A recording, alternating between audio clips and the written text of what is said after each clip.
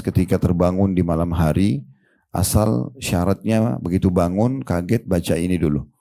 Ya, la ilaha illallah wahdahu la syarikalah lahul mulku wa lahul hamdu wa huwa ala kulli syai'in qadir. Alhamdulillah wa subhanallah wa la ilaha illallah wallahu akbar wa la haula wa la quwata illa billah. Kemudian mengatakan Allahumma gfirli. 3 zikir digabungin, kemudian ditambah dengan ya Allah ampuni aku, lalu silahkan berdoa setelahnya, ya boleh berdoa setelahnya. Kalau bangun sholat maka akan diterima sholatnya. Ini setiap malam kita lalui selama kita hidup, ya.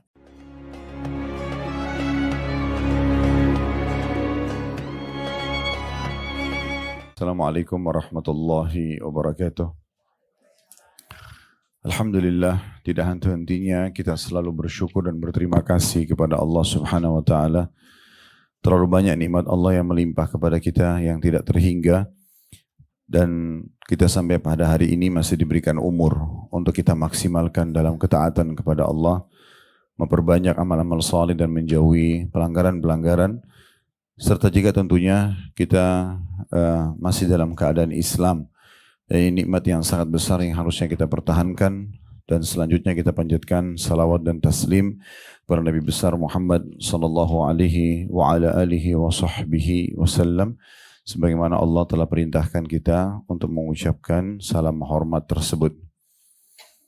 Baik, kita akan masuk melanjutkan pada buku kita, Ibu sekalian, agar doa dikabulkan. Sebab-sebab terkabul dan tertolaknya doa berdasarkan Al-Quran dan Sunnah. Kembali kita ingatkan lagi, buat terutama diri saya dulu, baru Bapak Ibu sekalian, tentang masalah pentingnya dan kedudukan doa. Jangan pernah selalu menjadikan doa itu nomor kesekian dalam hidup kita. Sehingga kita hanya berdoa di saat kita rasa butuh. Nah, tapi sebenarnya berdoa itu harus kita menjadikan diri kita membutuhkannya. Karena doa itu berarti permohonan agar apa saja yang kita butuhkan ataupun yang akan kita lalui dalam kehidupan kita ini dimudahkan oleh Allah Subhanahu wa taala. Makanya dalam Islam dianjurkan berdoa setiap sebelum aktivitas, ya. Jadi sebelum makan, sebelum minum, sebelum tidur, sebelum keluar rumah, semua itu tujuannya agar kita melibatkan Allah Subhanahu wa taala dalam hidup kita, dan akhirnya kita terpenuhi dan juga terjaga dari segala macam hal-hal yang tidak kita sukai. Jadi membahas buku doa ini sampai kita lihat sendiri Dr. Sa'id bin Ali bin Wahf Al-Qahtani hafidhahullah menulis buku ini, dalam terjemahannya itu mencapai 164 lembar hanya untuk membahas tentang masalah doa, untuk menunjukkan tentang kedudukannya. Dan kita masih dalam pembahasan kedua. Ini yang paling sering ditanyakan dan dibutuhkan oleh kaum muslimin, tentang waktu, keadaan, dan momen-momen terkabulnya doa. Yang pertama sudah kita jelaskan Lailatul Qadar, kemudian yang kedua setelah sholat wajib, kemudian yang ketiga di penghujung malam, dan yang keempat ini garis besarnya saya ingatkan lagi, antara azan dan iqamah. Dan ini penting sekali karena antara azan dan iqamah itu waktunya pendek. Jadi walaupun kita lagi di mobil, di kendaraan, kalau dengar azan di radio jangan dimatikan, coba diikutin dulu muadzin itu. Karena di waktu azan itu ada 3 waktu mustajab. Waktu dengarin azan dikumandangkan, kemudian selepas azan, ya, dan pada saat iqamah dikumandangkan. Itu disebutkan di nomor 4, nomor 5, dan nomor 6. Kemudian juga kita sebentar lagi akan masuk di musim hujan, biasanya di Desember, ya, itu juga waktu-waktu mustajab. Ya, sebagian wilayah bahkan tidak pernah ada hujan, seperti di Timur Tengah, mungkin setahun sekali hujannya. Nah, kita ini memiliki banyak waktu mustajab pada saat hujan turun, jadi jangan diisi dengan keluh kesah. Sebenarnya kondisi cuaca panas, cuaca dingin, hujan itu tergantung bagaimana kita menikmatinya. Kalau kita berusaha menikmati saja kondisi dan keadaannya, tidak akan diikuti dengan keluh kesah. Kemudian juga pada saat berperang di jalan Allah Subhanahu wa taala, dan seperti kasus teman-teman kita lagi di Palestina, walaupun mereka sudah gencatan senjata, namun memang ada hadis Nabi SAW yang berbunyi jihad itu tidak akan pernah berhenti sampai hari kiamat. Kalau dia redam di sebuah tempat, maka dia akan hidup di tempat yang lainnya.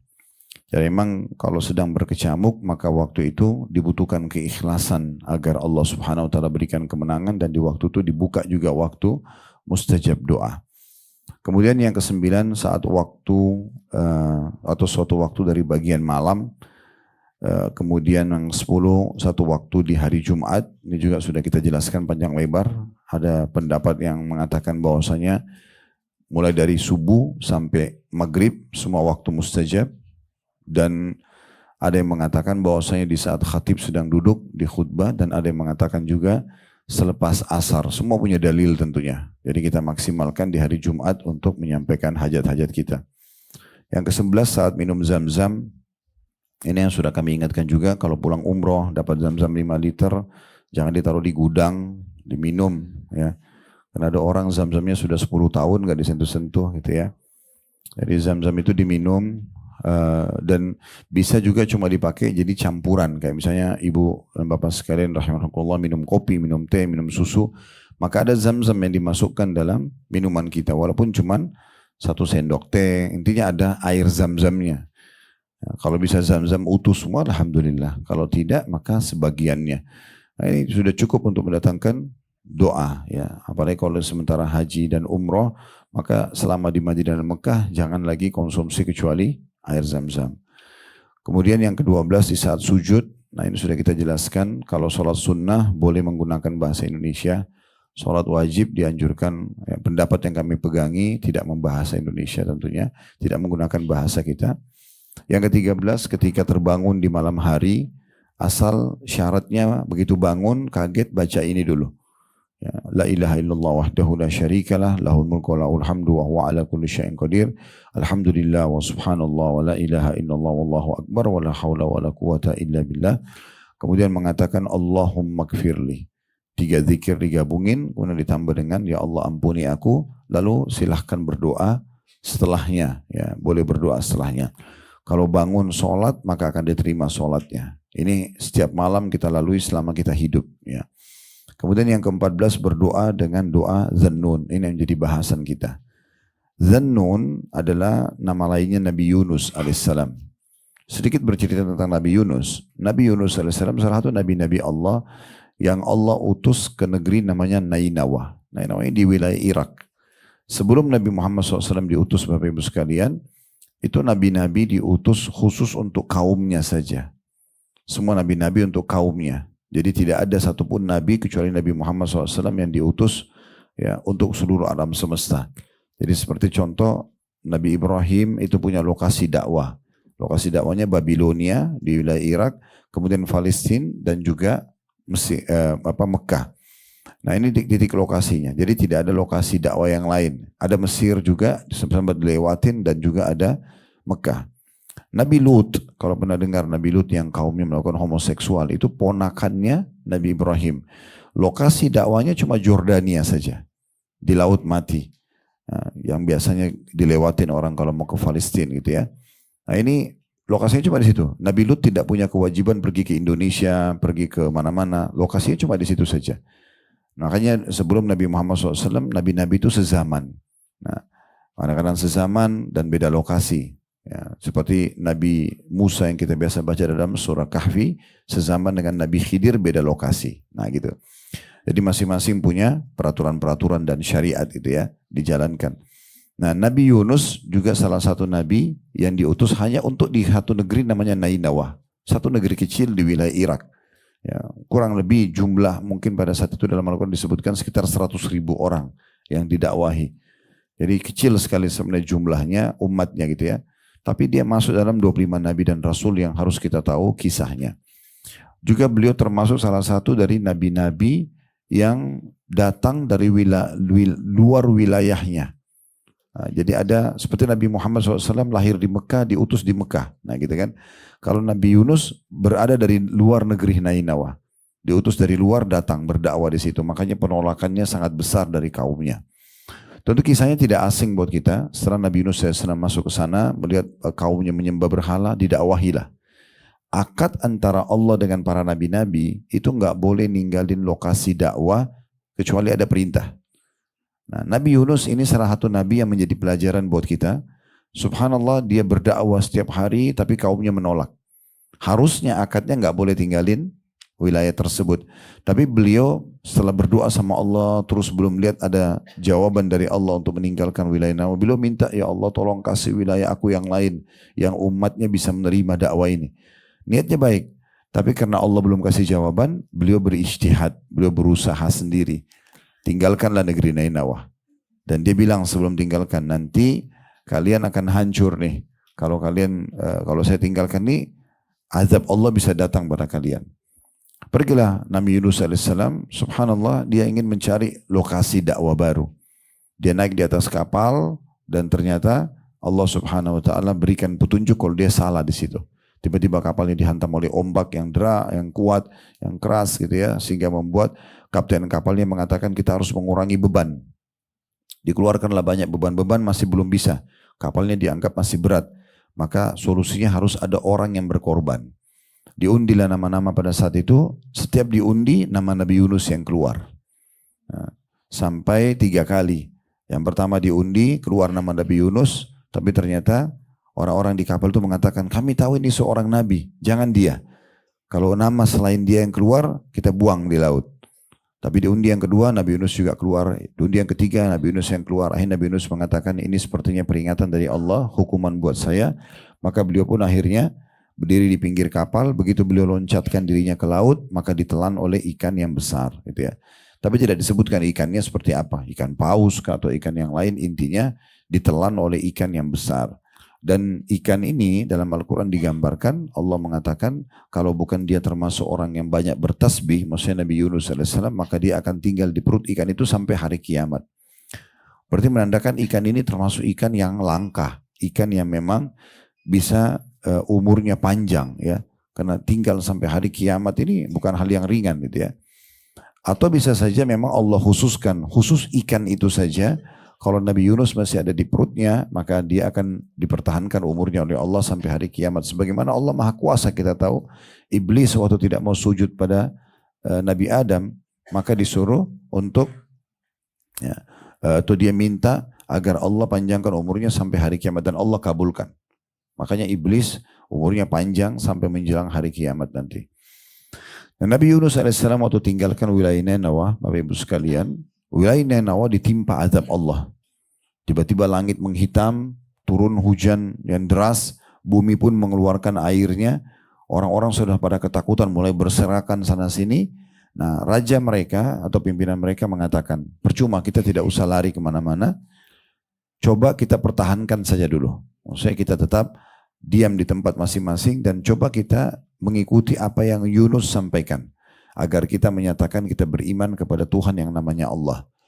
Karena tidak ada gunanya lari dalam kondisi seperti ini, semua langit gelap, turun hujan yang deras, dari bumi juga keluar air. Jadi ini pasti akan tenggelam. Mereka serentak ikutin perintah itu, mereka sujud, lalu mereka mengatakan beriman sama Allah. Tiba-tiba langitnya menjadi terang kembali, berhenti hujan, dan air yang keluar dari bumi pun terserap kembali. Makanya satu-satunya kaum yang Allah mau binasakan di sebelum kita, itu yang selamat cuma kaumnya Nabi Yunus. Yang lain semuanya tidak ada yang selamat. Karena memang pas azab Allah sudah terlihat, mereka segera taubat. Nah, kalau kaum-kaum yang lain tidak. Mereka tetap dalam kekufurannya sehingga Allah binasakan. Ada kaum Thamud, kaumnya Nabi Saleh. Ada kaum Ad, kaumnya Nabi Hud. Ya, ada Namrud, kaumnya Nabi Ibrahim. Ada Fir'aun, kaumnya Nabi Musa. Semua ini Allah binasakan. Dan umumnya kaum-kaum yang Allah binasakan ini biasanya Allah berikan kenikmatan yang melimpah. Jadi kalau Bapak Ibu melihat ada orang yang bermaksiat terus sama Allah, tapi rezekinya melimpah, ini berarti istidraj namanya. Tahapan siksaan gitu ya. Makanya kata Nabi SAW, kalau kalian melihat seseorang yang melimpah nikmat Allah padanya sementara dia bermaksiat terus, maka berarti itu adalah tahapan siksaan.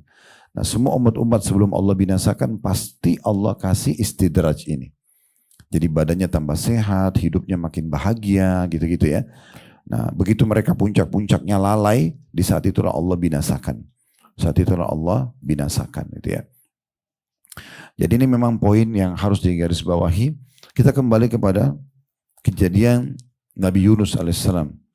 Nabi Yunus ini setelah dia masuk ke dalam perut ikan, dia pun merasa bersalah kepada Allah dan dia mengulang-ulangi potongan doa ini. La ilaha illa anta subhanaka inni kuntu minadh dhalimin. Itu yang diulang-ulangi. Dan nanti kita akan jelaskan rahasia daripada susunan kata ini, gitu ya. Jadi Nabi Yunus ini bukan minta ya Allah keluarkan saya dari perut ikan ini, gitu kan. Nabi Yunus tidak berdoa itu. Nabi Yunus hanya mengikrarkan ketauhidannya kepada Allah lalu menyatakan dirinya salah. Ya. Udah itu saja cukup. Jadi beliau sudah tahu permohonan maafnya kepada Allah, pentauhidannya kepada Allah sudah cukup akan membuat Allah memaafkan, dan kalau dimaafkan berarti akan mendapatkan dua hal. Yang pertama, kita kalau istighfar dan taubat kepada Allah itu kita dapat dua hal. Yang pertama, Allah akan angkat siksaannya. Kisah kaumnya Nabi Yunus tadi, mereka beriman pada Allah, mereka beristighfar, akhirnya Allah angkat siksanya. Yang kedua, fasilitas yang tertahan akan kembali. Nah, kalau kita ingat Nabi Adam alaihissalam, ayah kita semuanya, itu waktu beliau dikeluarkan dari surga, mirip itu ya. Beliau mengatakan, Rabbana zalamna anfusana wa illam taghfir lana wa tarhamna lanakunanna minal khasirin. Wahai Tuhan kami telah menzalimi diri kami. Kalau Engkau tidak maafkan kami, ampuni kami, maka kami termasuk orang-orang rugi. Nabi Adam tidak minta ya Allah kembalikan saya lagi ke surga. Tidak diminta itu lagi, ya. Tapi beliau sudah tahu ini salah. Poinnya adalah kalau salah minta maaf. Ya. Minta maaf, maka dengan permintaan maaf kalau diterima maka pasti secara otomatis hukuman akan diangkat dan fasilitas akan kembali.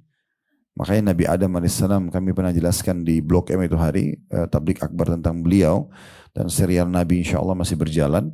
Mudah-mudahan nanti di pekan kedua bulan depan kita akan masuk ke Nabi Saleh lanjutannya, lanjutan bahasan Nabi-Nabi ini.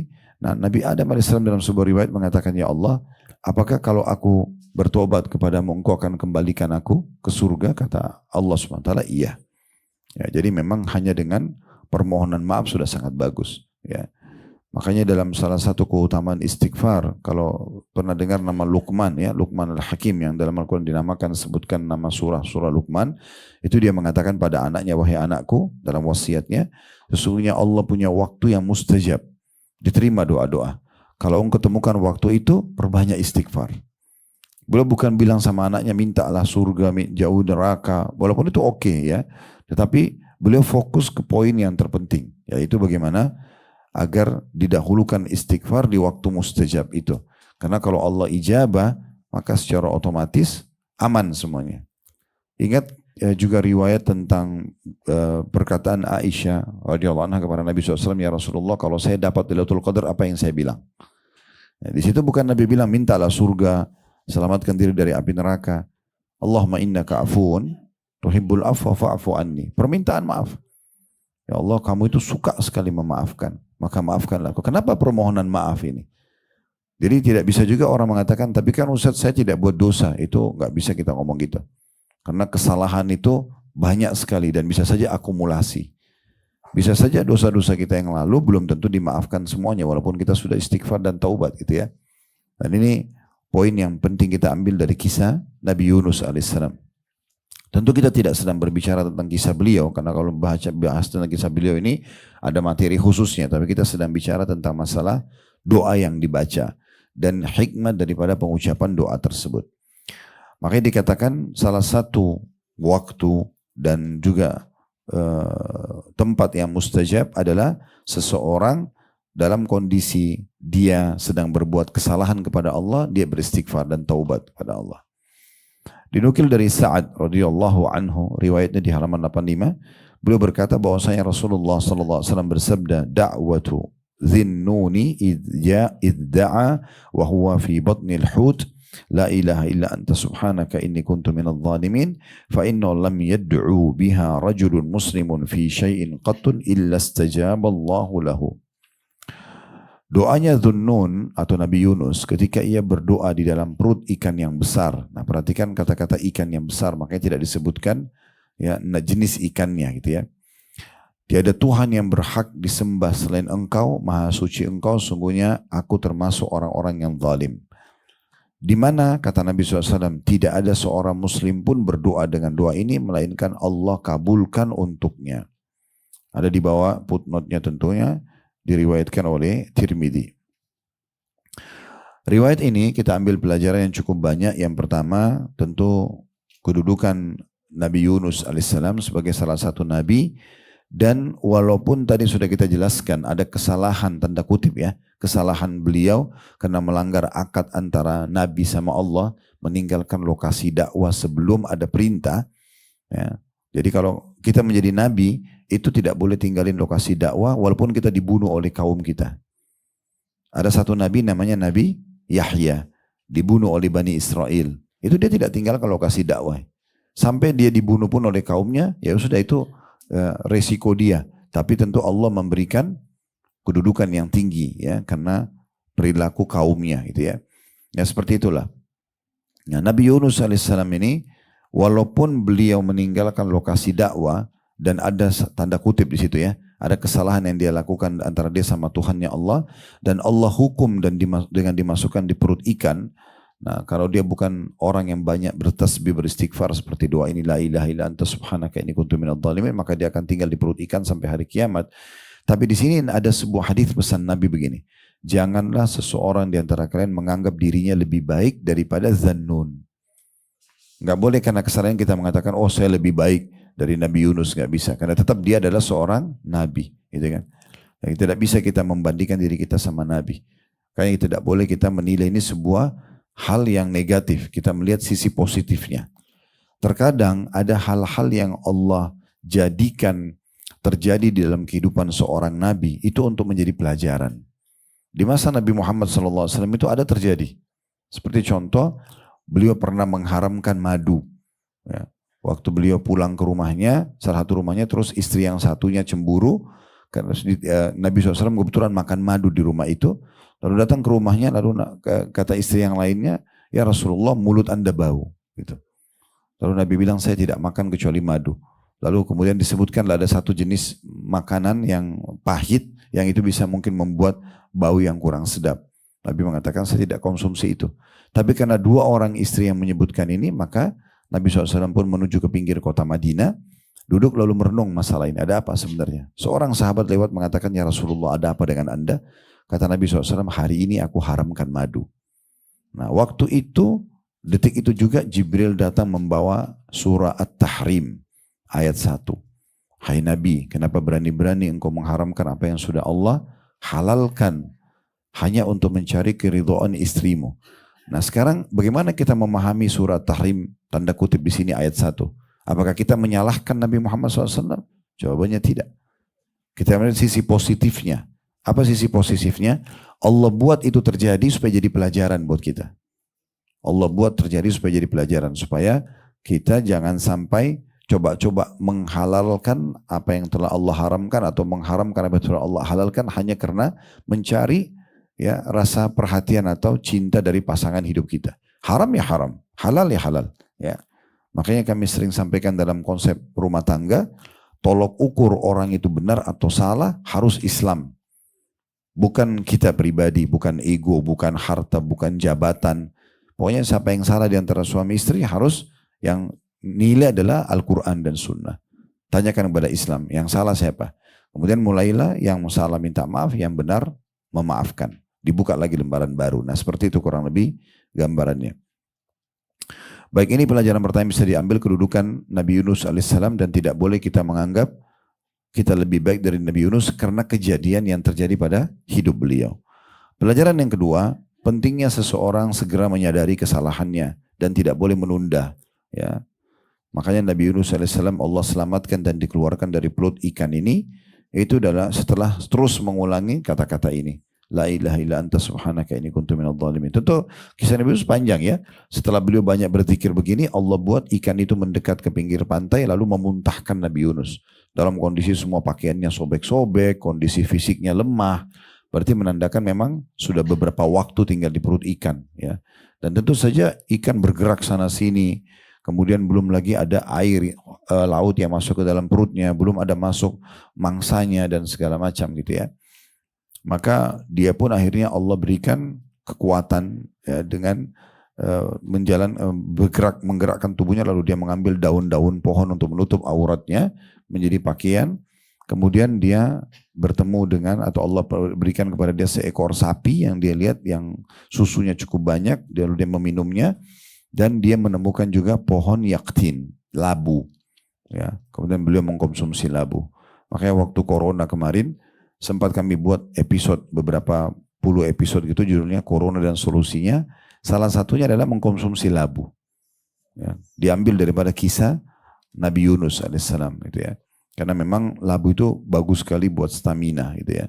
Nah itu cukup banyak rincian para ulama berhubungan dengan ini, termasuk disebutkan oleh Ibnu Qayyim rahimahullah. Ini juga diambil dari kisah Nabi Yunus alaihissalam. Dan ini yang terbaik adalah pada saat kita mengucapkan istighfar kepada Allah SWT dengan menggunakan lafaz ini. La ilaha illa anta subhanaka inni kuntu minadh dhalimin.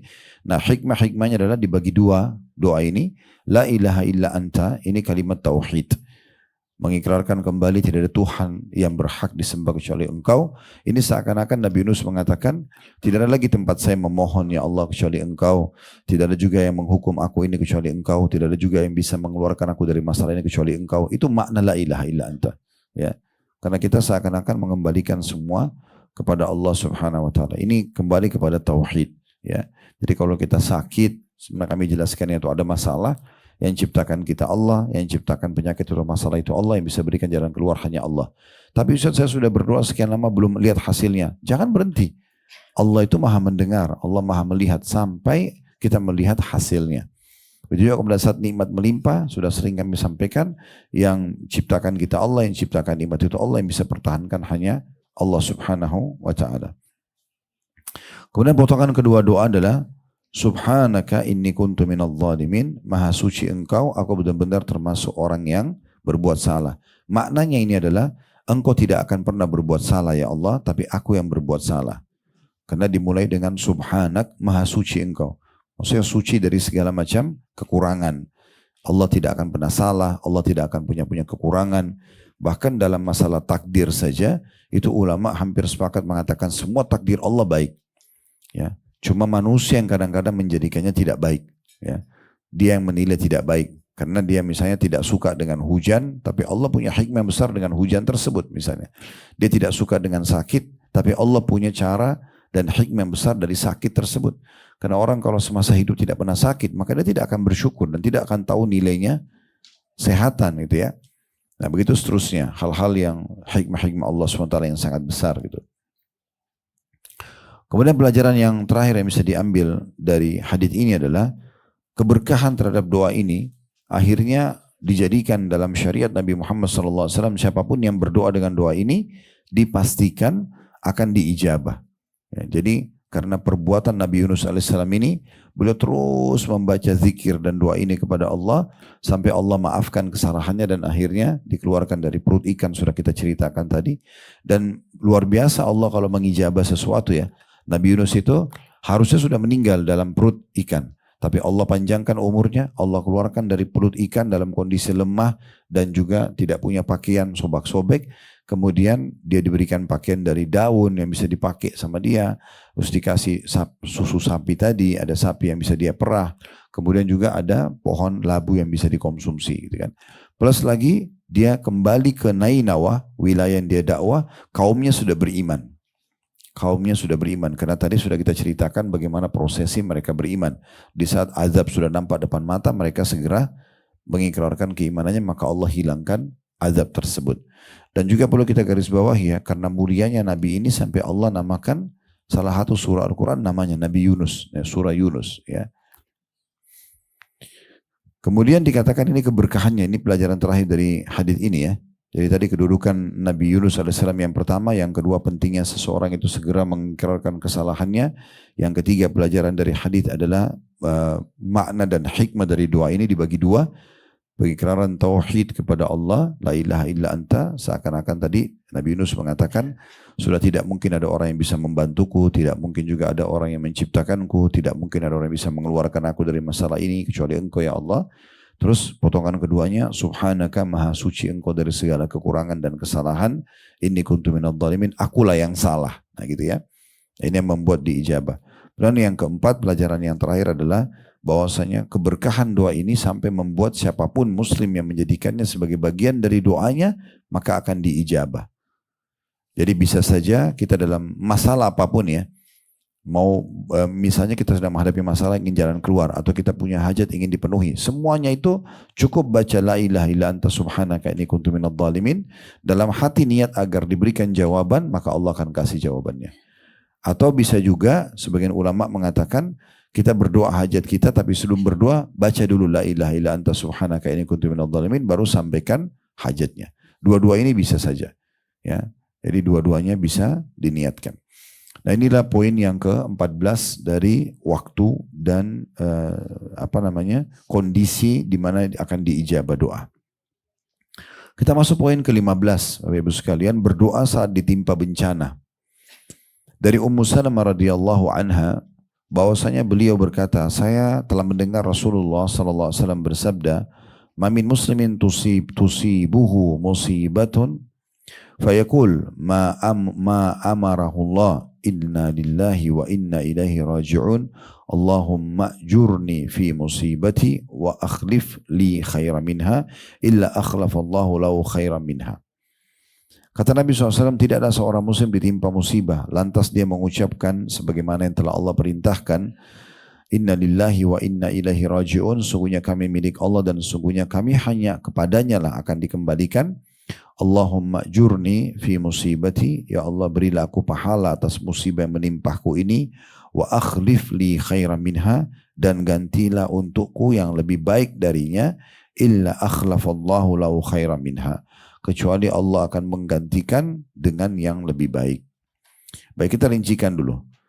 Bencana, musibah ya, ini banyak maknanya. Sebenarnya sih kalau kita mau lebih detail, kalau musibah lebih umum ya, bisa dipakai untuk individu atau orang-orang gitu ya.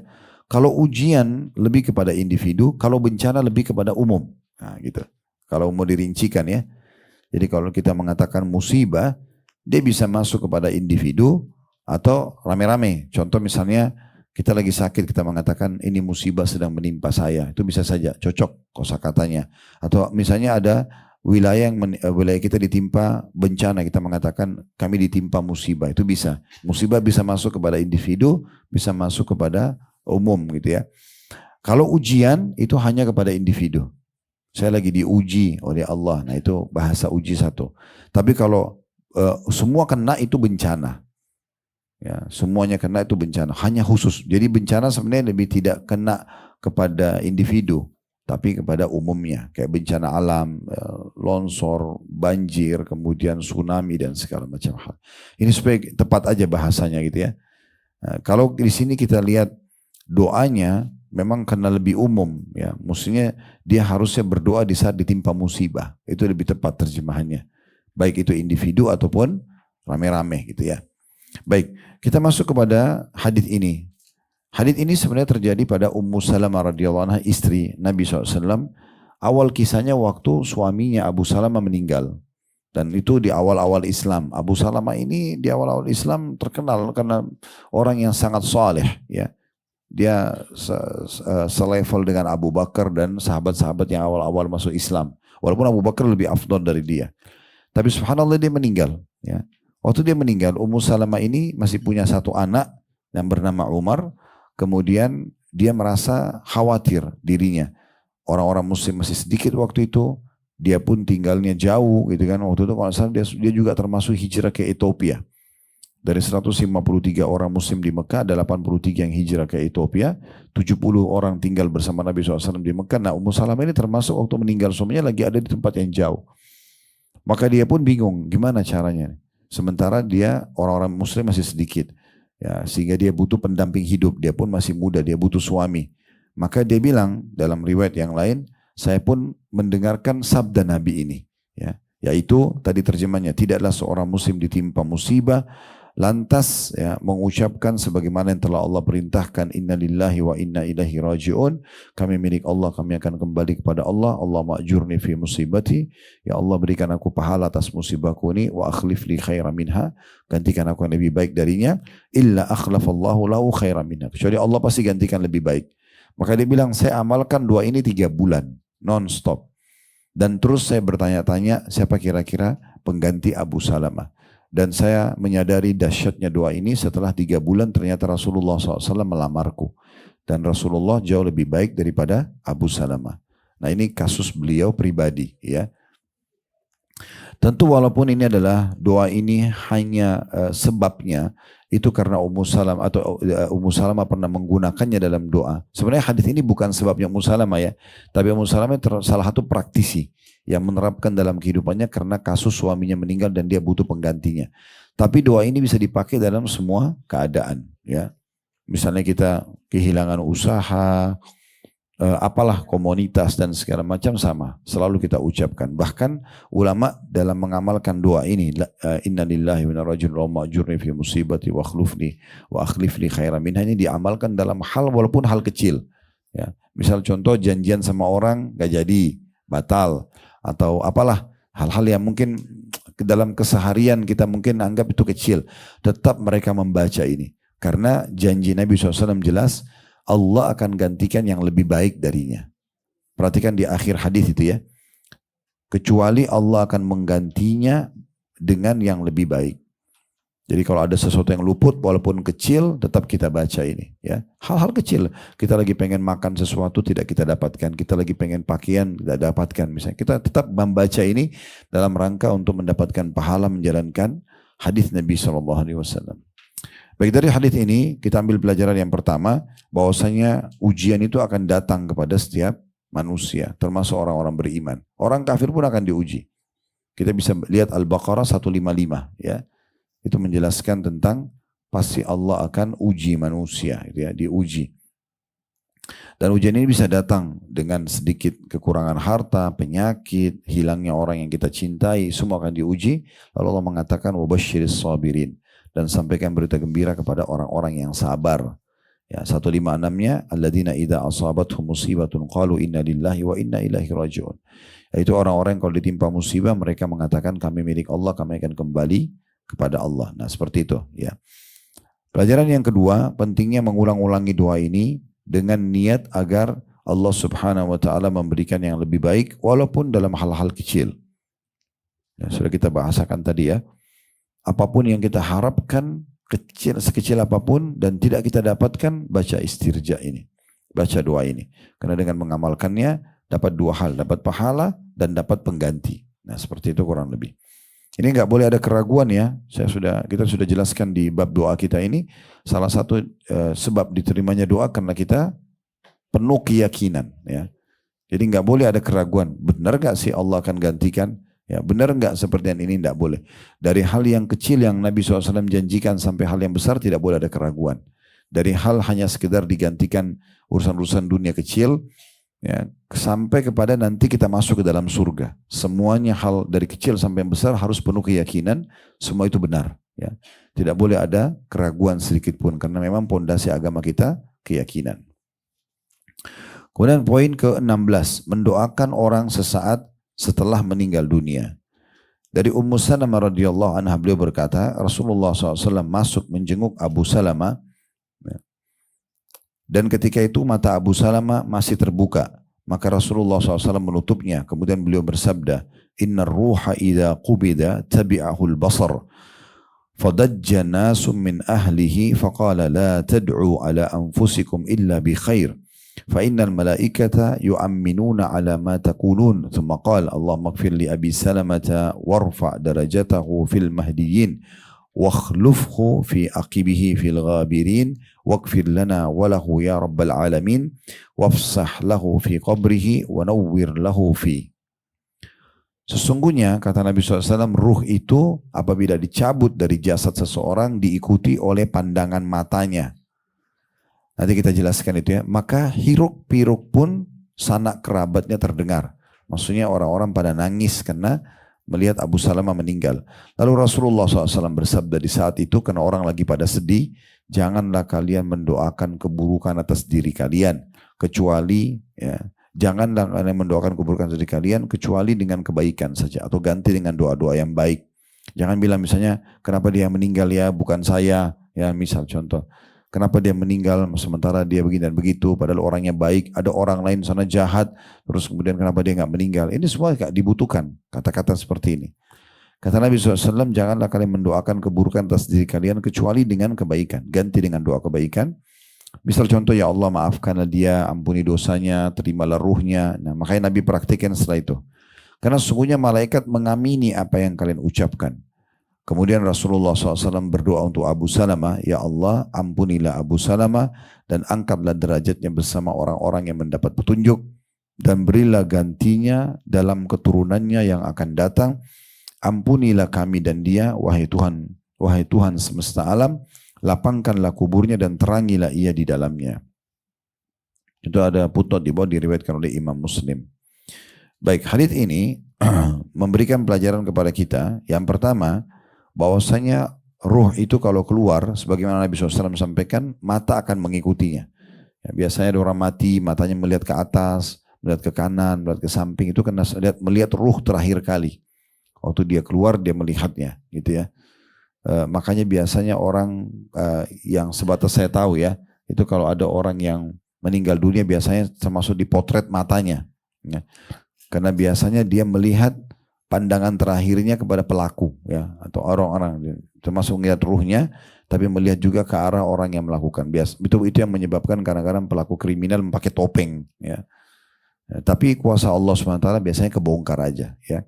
Makanya difoto mata dia gitu ya, itu diantaranya. Tapi jelas bukan untuk melihat ruhnya, karena kita nggak bisa melihat ruh ya. Tapi penyampaian Nabi SAW ini kita imani apa adanya, karena ini hal gaib, kita tidak tahu. Yang jelas apa hikmahnya, kenapa mata bisa melihat ruh keluar, itu tidak tahu. Kita imani apa adanya.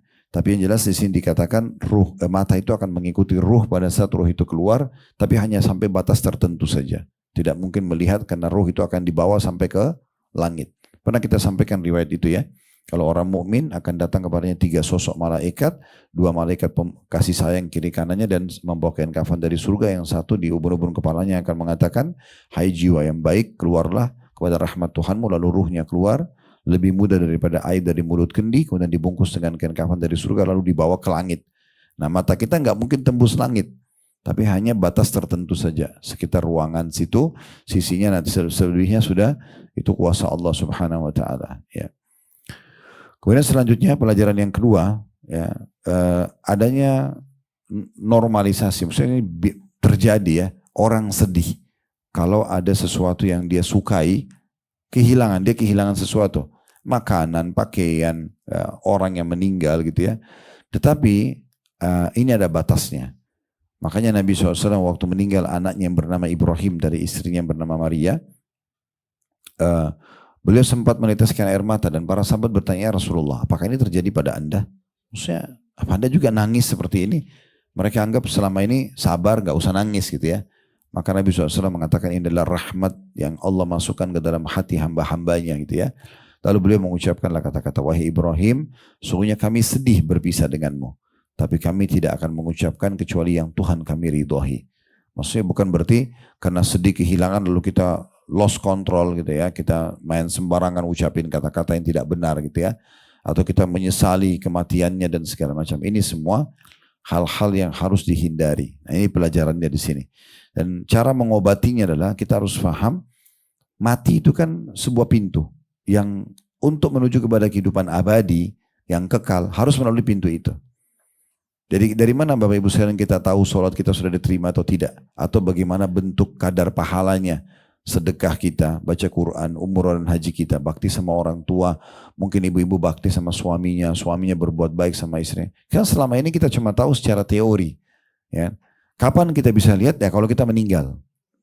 Kalau kita meninggal. Makanya ada sebuah hadis yang menjelaskan siapa yang rindu ingin bertemu dengan Allah, Allah rindu bertemu dengannya. Siapa yang benci bertemu dengan Allah, Allah benci bertemu dengannya. Hadis ini sempat membuat mayoritas sahabat sedih. Sampai Aisyah pun merasa sedih. Lalu Nabi SAW masuk ke dalam rumah, lihat nanya, kenapa? Aisyah mengatakan, ya Rasulullah, apakah kalau kami takut mati, kami berarti benci bertemu dengan Allah? Kata Nabi SAW, bukan begitu wahai Aisyah. Tapi kalau orang mukmin akan meninggal dunia, begitu juga dengan orang kafir. Kalau orang mukmin akan datang kepadanya beberapa sosok malaikat, ini detik-detik sebelum wafat, sebelum ruh dicabut. akan datang dan menyampaikan kepadanya berita gembira tentang amal-amal solehnya. Ini amal solehmu, ini puasamu, ini sholatmu, ini bakti orang tua, ini majelis ilmu, ini haji, ini umroh, ini segala macam. Diperlihatkan semuanya. Karena perbuatanmu ini kau akan masuk surga. Dibukain pintu surganya. Itu sebelum wafat. Kita tidak tahu beberapa saatnya, tapi intinya diperlihatkan. Nah, karena dia lihat itu semua, di saat itulah pertama kali kita melihat semua balasan amal kita. Oh, ternyata sholat itu begitu ya pahalanya, puasa itu begitu ya. Dan karena itu kita masuk dalam surga-surga dibukain, kita lihat surga. Maka dia pun ingin segera mati. Orang yang calon mayit ini ingin berharap mati segera, karena dia akan dapat itu. Makanya mati itu pintu untuk menuju ke itu semuanya. Maka dia pun berharap meninggal, berharap bertemu dengan Allah, Allah pun rindu bertemu dengannya. Kalau orang kafir akan diperlihatkan padanya dosa-dosanya. Ini dosa-dosa kamu ini, kekufuran, membangkang, menyerang umat Islam, membunuh dan segala macam. Karena ini kau masuk neraka, dilihatkan nerakanya, maka dia takut bertemu dengan Allah. Dia benci, Allah pun benci bertemu dengannya. Ya, jadi kita akan diperlihatkan amal-amal soleh kita. Oleh karena itu orang Muslim tidak perlu khawatir dengan kematian. Ya, karena memang mati itu sebuah pintu yang harus kita lalui. Allah pun membuat hitungannya detik. Itu kan detik selesai orang itu meninggal dunia. Seperti saya pernah jelaskan kan, kalau ibu dan bapak mau fahami mati itu seperti kita tidur. Sebenarnya tiap hari kita tuh seperti orang mati. Coba lihat kalau kita ngantuk gimana, taruh kepala di bantal, udah hilang, kita udah nggak sadar. Nah seperti itu kita kalau meninggal, kita nggak sadar sama sekali. Makanya kata Nabi SAW, an-naumu akhul maut. Tidur itu adalah saudaranya kematian. Ya. Ya, sebenarnya kita sudah melalui proses itu dalam setiap harinya gitu ya. Tanpa kita sadar, nanti kita bangun. Saya pernah jelaskan itu. Kata Nabi SAW, kalau orang meninggal, ruhnya di tangan Allah. Kalau Allah masih izinkan dia kembali, maka berlanjutlah sampai ajalnya datang. Kalau Allah tahan, maka wafatlah dia. Ya, tetapi yang jelas intinya mati itu bagi seorang muslim adalah awal segalanya. Itu kebahagiaan. Karena dengan mati kita sudah menuju kepada kehidupan abadi dan menunggu siapapun orang yang kita cintai nanti menyusul. Yang penting tiketnya sama, iman dan amal saleh. Ya. Kalau tiketnya beda, yang satu beriman, yang satu kafir, ya ini tidak ketemu di sana. Ya. Tidak ketemu. Jadi nggak usah khawatir. Makanya Bilal radhiyallahu anhu waktu ditanya tentang kematian, beliau mengatakan marhaban bil maut. Selamat datang kematian. Udah, toh mau nggak mau kita harus laluin. Yang penting kita sudah punya bekal selama hidup di dunia. Bekalnya sederhana kok. Ya seperti kita sudah tahu, tutup aurat, ya sholat di waktunya, ya puasa, kerjaan saja ketaatan dan tinggalkan larangan, selesai. Larangan pun kalau sudah sampai dilanggar, maka tinggal segera taubat kepada Allah kembali, maka insya Allah akan mendapatkan semua apa yang sudah dijanjikan. Tentu beda derajatnya nanti di surga bagi orang yang terus sibuk dengan ketaatan dan orang yang masih membuka pintu-pintu dosa, kemudian dia bertobat, tetap akan lebih baik orang yang dalam ketaatan. Nah seperti itu memahaminya. Kemudian jadi normal saja orang kalau hanya merasa sedih tapi jangan berlebihan gitu ya. Makanya Nabi SAW meneteskan air mata tapi tidak keluarin suara, tidak mengucapkan kata-kata buruk. Dan beliau mengajarkan, wahai Ibrahim kami sedih pisah denganmu, anak beliau. Tapi kami tidak ucapkan apa kecuali apa yang Tuhan kami ridhoi. Pelajaran yang ketiga, adanya larangan berdoa kecuali kebaikan.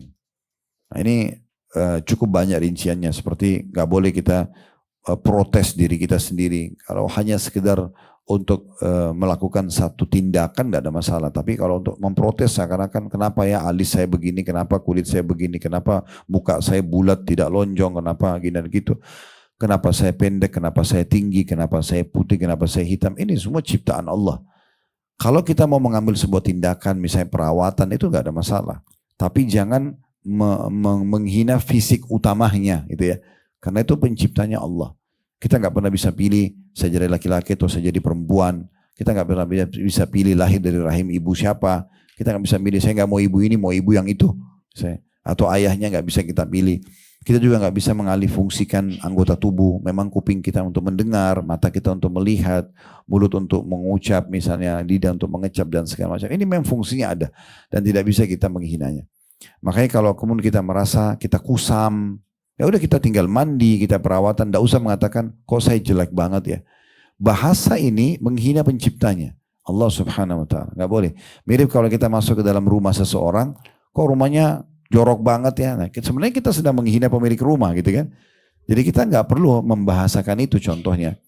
Jadi bisa kita ambil pelajaran supaya tidak terjadi pada kita itu iya. Ya, ini contohnya. Jadi kita selalu mengucapkan kata-kata yang baik ya. Kalaupun misalnya lagi ada masalah sama pasangan hidup, ya Allah berikan hidayah, semoga Allah berikan kamu hidayah, semoga gini dan begitu. Jadi selalu kebaikan. Anak-anak juga begitu ya. Saya selalu ingatkan ibu-ibu, anak-anak itu kalau aktif bukan nakal, itu aktif namanya ya. Aktif itu tinggal kita doakan agar teralihkan pada hal yang positif. Lalu kita buatkan program-program yang positif gitu ya.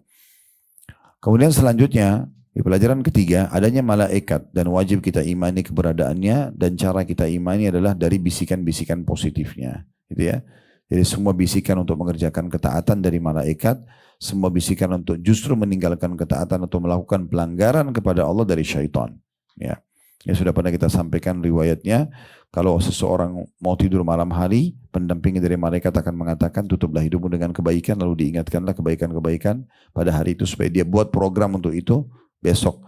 Kemudian kalau dia melakukan perbuatan buruk, maka syaitan pun akan membisikkan ya agar dia tutup hidupnya dengan keburukan tersebut supaya dia jadikan program untuk esok harinya. Jadi adanya malaikat, dan malaikat ini memang makhluk Allah yang selalu ada ya, walaupun tidak nampak dengan mata. Makanya kata Nabi SAW, malulah kalian dengan makhluk Allah yang tidak berpisah dengan kalian. Maksudnya para malaikat itu, mereka suci dan mereka pun terganggu dengan apa yang mengganggu manusia. Seperti bau busuk misalnya ya. Dulu pernah ada di layar di Masjid Nabawi, sekarang saya lihat sudah tidak ada. Mungkin sudah diganti dengan statement lain, tapi dulu tuh ada tentang masalah larangan merokok gitu ya. Terus itu, wahai saudaraku muslim, jauhilah engkau mengganggu para malaikat yang mendampingimu. Peringatan seperti itu ya, karena mereka terganggu dengan apa yang mengganggu manusia. Jadi dari bau busuk dan segala macam. Kalau pernah dengar hadis masalah bersiwak ya kalau bangun tidur ya, maka Nabi SAW mengingatkan kalau orang bangun tidur di antara adabnya bersiwak. Kalau kita sikat gigi ya, kemudian kata Nabi SAW kalau dia setelah sikat gigi lalu dia sholat dan baca ayat Al-Quran, maka ada malaikat yang datang dan menghirup bacaan dia ya. Bagaimana prosesnya Allahu a'lam. Tapi yang jelas malaikat itu menyukai bau yang wangi. Lawannya syaitan suka bau yang busuk. Ya, malaikat suka sesuatu yang rapi, syaitan suka yang berantakan. Makanya kalau digambarkan rumah-rumah yang tidak dihuni, tidak diurus, itu berarti ada syaitannya, bukan mustahil. Ya, ya, tapi tidak usah kita terlalu jabarkan ya, terus diilustrasikanlah kalau nanti ada pocong yang keluar dari situ atau ada ini dan itu nggak perlu ya. Tetapi memang ada syaitan, karena syaitan di sini pun ada syaitan yang menggoda orang, ada malaikat juga yang mengingatkan kebaikan, di mana-mana selalu ada, gitu ya. Jadi ada malaikat, ini pelajaran yang ketiga, dan mereka pun mengaminkan apa yang diucapkan oleh orang-orang. Jadi kalau orang mengatakan kebaikan, dia iaminkan. Orang mengatakan keburukan, ya sudah, dia pun akan mendapatkan itu, ya. Oleh karena itu selalu minta yang baik-baik. Sehingga saya pernah ada satu riwayat tentang Nabi Yusuf alaihissalam. Waktu Nabi Yusuf diajak berzina sama majikannya, kemudian beliau menolak, maka majikannya ini tersebar isu satu Mesir kalau perempuan ini terhormat mengajak anak angkatnya untuk berzina. Tersebar begitu, maka dia undang semua wanita-wanita di Mesir waktu itu dan disuruh Nabi Yusuf tampil di depan mereka. Akhirnya dan disiapkan pisau dan buah apel, tapi perempuan-perempuan itu karena kagum dengan Nabi Yusuf sampai memotong tangan-tangan mereka. Lalu perempuan ini mengatakan, inilah yang menyebabkan saya mau berzina sama dia. Karena kalian saja sampai potong tangan kalian. Ya, gitu. Ini anak tiap hari sama saya tinggal di rumah. Nah seakan-akan dia mau bilang begitu. Akhirnya dia bilang, perempuan itu bilang, kalau dia tidak mau ikuti kemauan saya, maka dia akan masuk penjara. Nah Nabi Yusuf bilang, penjara lebih saya sukai daripada perbuatan tersebut. Masuklah dia di penjara. Nah setelah sekian lama, Jibril AS datang, lalu Nabi Yusuf mengatakan, kenapa Allah membiarkan saya lama di penjara? Apa kata Jibril? Yang minta penjara adalah kamu sendiri. Coba kamu nggak minta penjara waktu itu. Minta supaya diselamatkan saya atau apa, selesai. Nah kau yang bilang penjara lebih aku sukai. Nah itu contohnya. Padahal itu Nabi Allah Yusuf itu ya. Nah, jadi makanya ucapkan yang baik saja. Ya.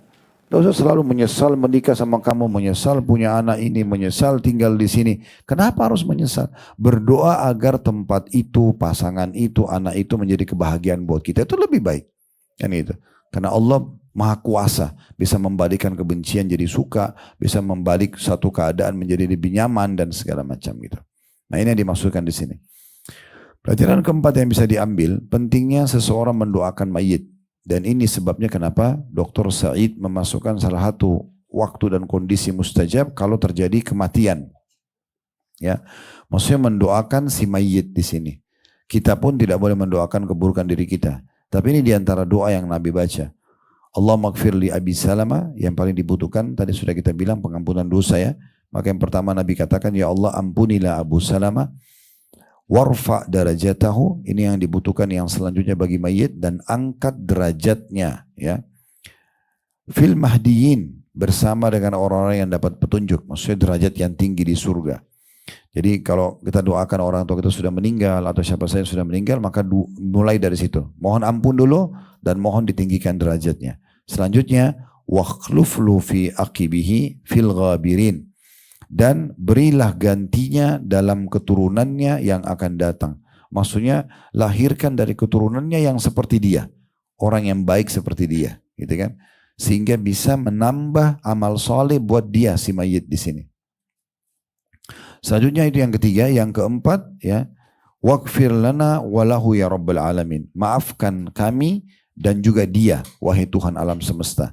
Nah di sini masuk permohonan diri kita. Jadi boleh kita mengatakan, kalau kita mau mengatakan ampunilah kedua orang tuaku, makanya dibilang Rabbik firli, kita dulu wali walidayya. Ampunilah diriku dan kedua orang tuaku. Jadi boleh gitu ya, kita meminta sesuatu. Kita kalau mau minta kebaikan buat orang, kita minta juga buat kita. Itu enggak masalah. Mungkin pernah dengar sebagian ustadz kita kalau ceramah, Bapak Ibu sekalian, rahimani wa rahimakumullah. Dia bilang, ya Allah, semoga Allah merahmatiku dan merahmati anda semuanya. Nah itu boleh-boleh saja. Itu tidak ada sesuatu yang salah di situ. Selanjutnya dikatakan, ya itu yang potongan keempat ya. Jadi potongan pertama minta ampunan buat Abi Salama. Berarti kita minta ampunan buat mayit. Kemudian yang kedua kita minta agar ditinggikan derajatnya bersama dengan orang yang dapat petunjuk. Maksudnya orang yang tinggi derajatnya. Yang ketiga minta agar digantikan keturunannya yang seperti dia. Yang soleh, yang bisa melanjutkan estafet keimanan, dan hanya bermanfaat buat mayit, karena kesolehan anak-anak akan jadi amal soleh buat ayahnya atau orang tuanya. Yang keempat, kita mohon ampunan buat kita dan si mayit juga. Dan yang terakhir, yang kelima, yang bukan yang terakhir, yang ada 6 potongan doa, yang kelima adalah wafsah lahu fi qabri, dan juga luaskan atau lapangkan kuburannya. Dalam sebuah hadis yang lain, yang dilapangkan kuburannya adalah orang-orang beriman. Kata Nabi SAW, kuburan orang mukmin akan dilapangkan seluas pandangan matanya. Dan Ibnu Rajab rahimahullah pernah menulis buku, seingat saya judulnya itu 559 kisah nyata alam barzah. Nanti bisa di searching di Google, buku itu bisa dibeli. Kami sarankan beli ya, harus dibaca. Itu ada ratusan cerita tentang kisah-kisah nyata di masa dulu, tentang kuburan orang-orang beriman dan kuburan orang-orang yang maksiat atau orang kafir gitu ya. Tapi kisah-kisah nyata aja. Di antaranya saya pernah baca di situ ada satu orang penggali kuburan di Irak. Dia menggali kuburan dalam kondisi dia capek. Dia sandar di satu kuburan. Terus dindingnya itu sempat jebol. Dan dia melihat kuburan di sebelah itu luas sekali, seluas pandangan mata. Nah, itu memang disebutkan dalam hadis kalau kubur orang beriman seluas pandangan mata. Walaupun kita yang masih hidup mungkin tidak bisa lihat. Sebagian orang Allah kasih seperti ini untuk menyampaikan pesan kepada manusia. Kemudian yang terakhir adalah wanawwir lahu fi, dan ini potongan ke-6 dari doa, dan terangilah ia di dalamnya. Maksudnya kuburannya diberikan cahaya, ya. Ini salah satu doa yang kita juga dianjurkan berdoa. Nah, kita bisa membaca doa ini agar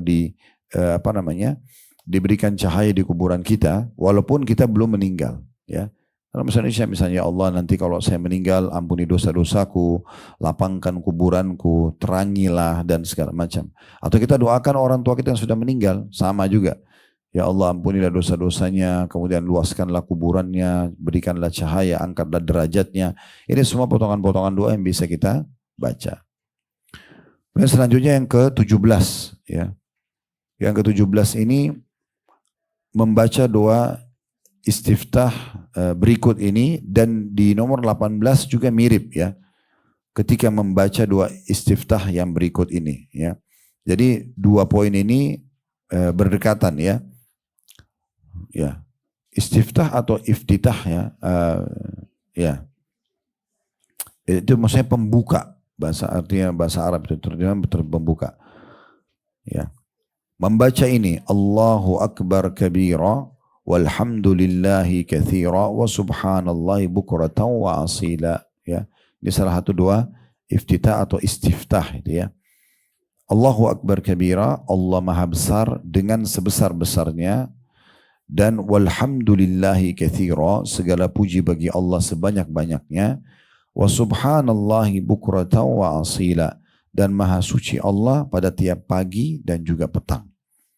Seorang laki-laki dari sahabat Nabi membaca doa ini dalam istiftahnya, maka Nabi SAW mengatakan, ajibtu laha futihat laha abwabus sama. Aku kagum pada saat mendengar doa ini dibaca, karena telah dibuka pintu-pintu langit untuknya. Ya, hadis riwayat Muslim. Dibuka pintu langit maksudnya diijabah. Maksudnya diijabah. Ya. Baik, dari poin nomor 17 ini kita bisa ambil pelajaran. Yang pertama, adanya ragam bacaan dalam sholat. Jadi istiftah ini atau iftitah ini banyak pilihannya ya. Allahumma ba'id baini wa baina khatayaya gitu kan. Kemudian diantara ini Allahu Akbar kabira walhamdulillahi katsira subhanallahi bukratan wa asila. Bisa dipilih salah satunya, bisa juga digabung baca semuanya.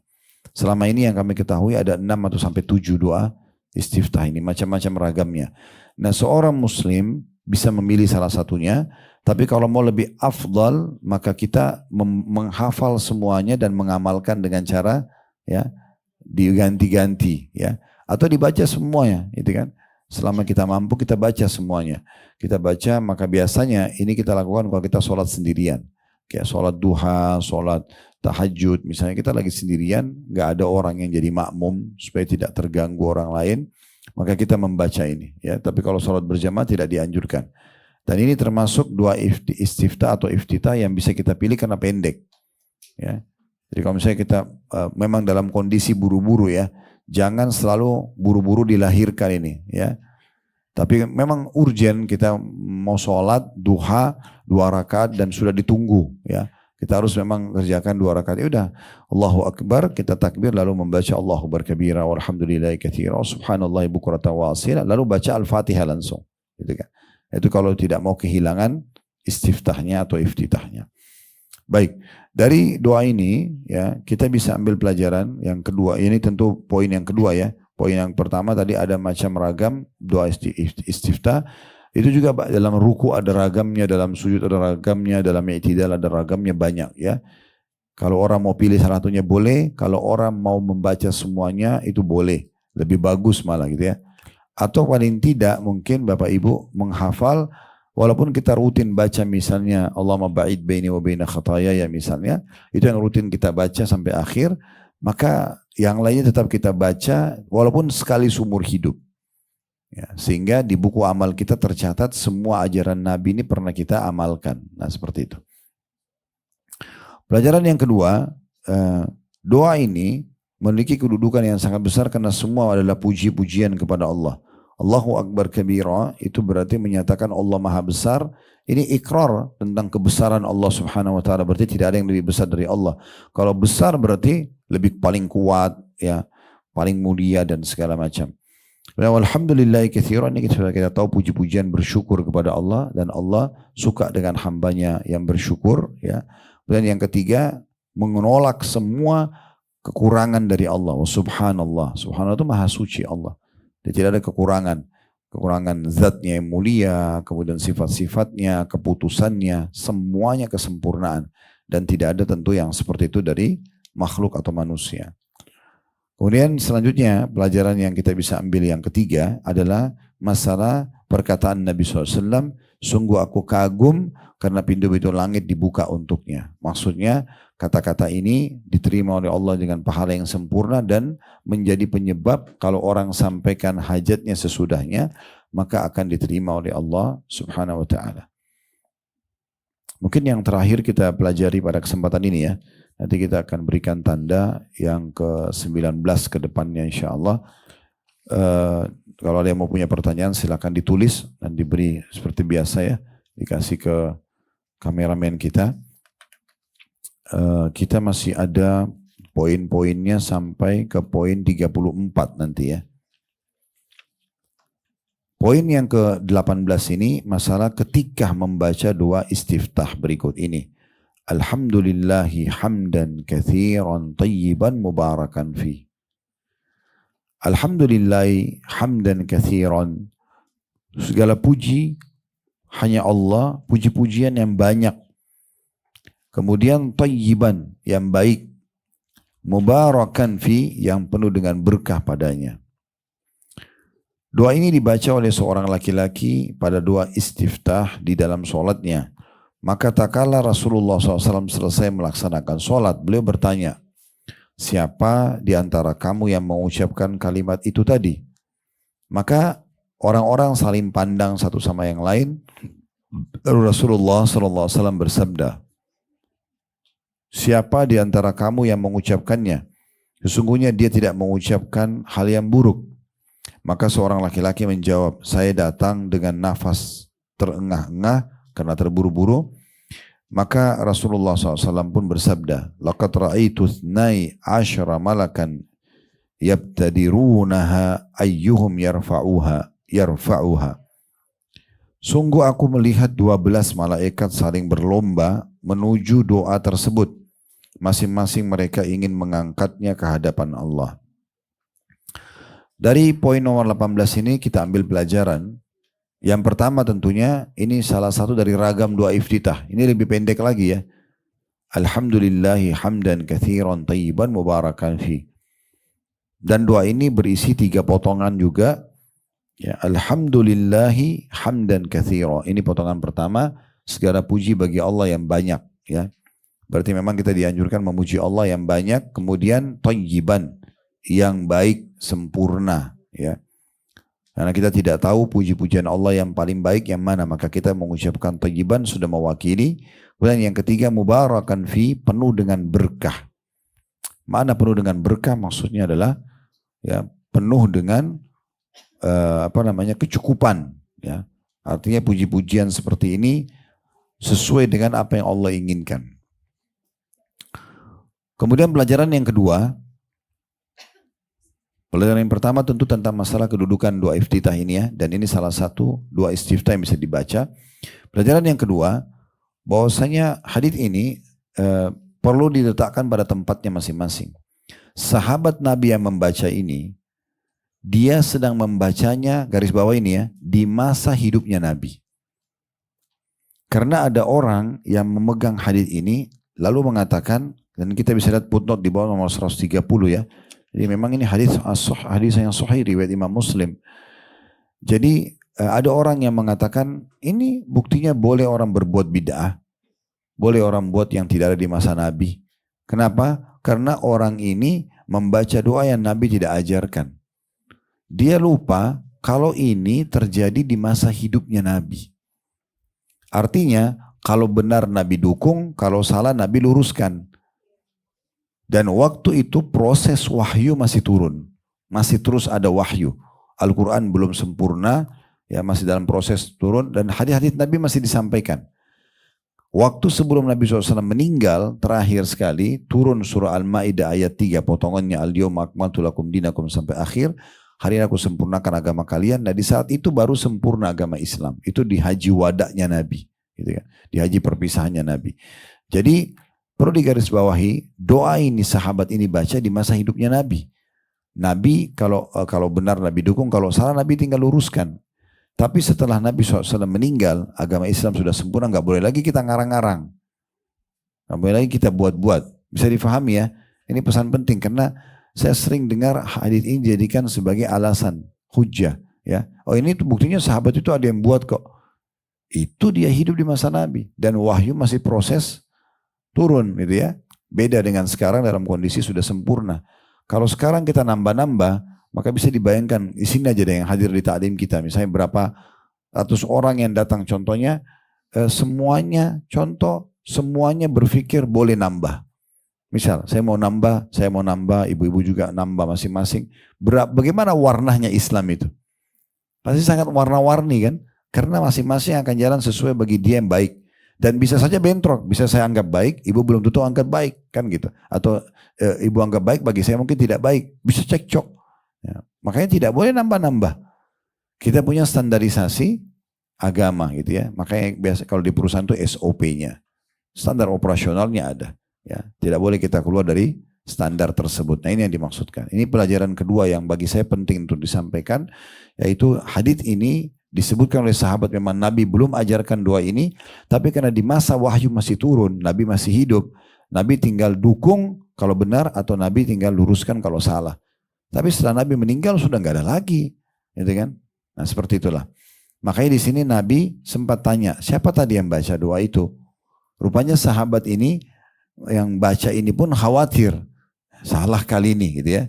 Makanya orang saling melihat dikatakan dalam riwayat ini, tapi tidak ada yang ngaku. Nabi langsung mengatakan lagi, ya, siapa yang baca tadi dan tidak ada keburukan yang dia kerjakan. Maksudnya itu tidak salah. Maka datanglah orang ini terengah-engah lalu mengatakan saya Rasulullah. Lalu Nabi mengatakan tadi ya, ada 12 malaikat yang saya lihat sedang ya mereka berlumba-lumba untuk menyampaikan ini kepada Allah. Pelajaran ketiga yang bisa diambil, bolehnya seseorang menanyakan atau menanyakan sesuatu kalau ada orang yang kerjakan, misalnya anggota keluarga, dia kerjakan satu perbuatan, kita boleh tanya, siapa yang buat ini, siapa yang masak ini, siapa yang ini dan itu boleh saja. Terutama kalau itu masih di ranah kita, ya, di ranah kita. Kalau ranah orang lain tidak usah, gitu kan. Misalnya contoh tetangga sebelah tanam pohon jambu depan rumahnya, nggak usah kita tanya kenapa dia tanam pohon jambu. Itu terlalu masuk ke ranah orang lain, tidak perlu. Dia mau pasang jambu, kecuali mengganggu kita beda. Atau dia masuk ke fasilitas umum, ya. Tapi kalau orang sendiri biarkan saja. Dia mau cat rumahnya warna biru, warna coklat, itu terserah dia. Dia mau beli mobil merek apa, mau pakai baju apa, terserah. Kecuali ada hal yang berhubungan dengan masalah, ada kaitan sama kita. Contoh dia melakukan pelanggaran agama. Contoh. Dan kita tahu ini, misalnya dia terbuka auratnya. Dan kita tahu, maka kita wajib. Karena kalau tidak nanti kita ditanya sama Allah hari kiamat. Bagaimana bisa kau tahu orang melakukan kesalahan lalu kamu tidak tegur. Nah gitu ya. Nah itu yang perlu digarisbawahi. Allahu a'lam. Baik, ini juga poin penting. Kemudian pelajaran yang terakhir yang bisa diambil, bahwasanya Allah Subhanahu wa taala menugaskan malaikat mencatat amal-amal, dan memang amal-amal ini akan menjadi kebanggaan sendiri bagi para malaikat kalau mereka ya yang lebih dulu melaporkan kepada Allah Subhanahu wa taala. Tapi bagaimana caranya kita tidak tahu. Intinya kita imani saja ada malaikat pencatat amal dan mereka sangat senang kalau melaporkan amal-amal itu kepada Sang Pencipta Allah Subhanahu wa taala. Baik, sampai sini bahasanya. Kalau ada pertanyaan silakan, dan ditandain nomor 19 kita akan bahas nanti di pertemuan akan datang lagi ketika membaca surah Al-Fatihah dengan tadabbur di dalam sholat. Mudah-mudahan apa yang kita bahas hari ini bermanfaat buat kita semuanya, dan Allah Subhanahu wa taala penuhi semua hajat-hajat dunia akhirat kita, serta juga Allah buat kita bisa istiqamah sampai kita wafat di atas sunnah Nabi SAW. Dan semoga juga Allah menyatukan kita kelak di surga Firdausnya tanpa hisab, mana disatukan dalam majlis ilmu yang mulia ini. Subhanakallahumma bihamdika asyhadu an la ilaha illa anta astaghfiruka wa atubu ilaik. Wa sallallahu ala nabiyyina wa habibina Muhammadin wa alihi wasallam. Alhamdulillahirabbil alamin. Wassalamualaikum warahmatullahi wabarakatuh.